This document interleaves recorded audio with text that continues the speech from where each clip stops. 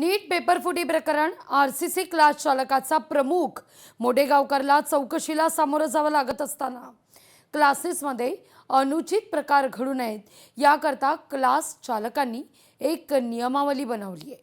ही नियमावली नेमकी काय आहे? या क्लासेस चालक संघटनेचे पदाधिकारी यांच्याशी संवाद साधले आपले प्रतिनिधी सचिन बडे यांनी। क्लासेस चालकांची काय नियमावली आहे ते त्यांच्याकडून जाणून घेऊयात।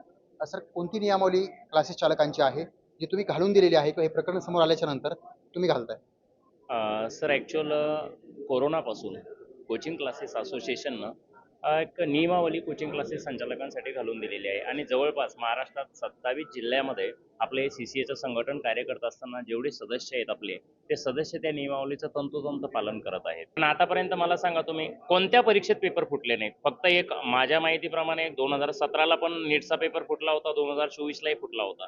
कारण हे 22-23 लाख विद्यार्थी जेव्हा परीक्षा देत आहेत तर या परीक्षा देणाऱ्या विद्यार्थ्यांच्या हा भवितव्याचा प्रश्न असतो आणि हे कुठंतरी या नॅशनल टेस्टिंग, मी आता सांगितलं बोलताना काही वेळापूर्वी की नॅशनल टेस्टिंग एजन्सीच्या ऐवजीचं नामकरण नॅशनल तामाशा एजन्सी करून टाकावं की काय असं वाटायला लागलेलं आहे। कारण एवढं 22-23 लाख विद्यार्थ्यांच्या हा जीवन मरणाचा प्रश्न असतो आणि पालक लोकांच्या भावना या सगळ्या गोष्टी त्यांनी समजून घेणं अपेक्षित आहे आणि हा गैरप्रकार इथून पुढं भविष्यात कधीच होणार नाही अशा प्रकारचा एक वचक या घटनेनंतर बसावा अशी एक अपेक्षा। सरकारची यामध्ये भूमिका अशी असली पाहिजे की जर का अशी पेपर फुटी पेपर सेटर जर करत असेल तर त्याला कठोरातली कठोर शिक्षा ही आधीच डिक्लेअर केली पाहिजे। त्या भीतीचा जरब बसला पाहिजे की जेणेकरून कुणीही अशा प्रकारची पेपर फुटी किंवा अशा प्रकारचं पेपर लिकेज करण्याची हिंमत करणार नाही।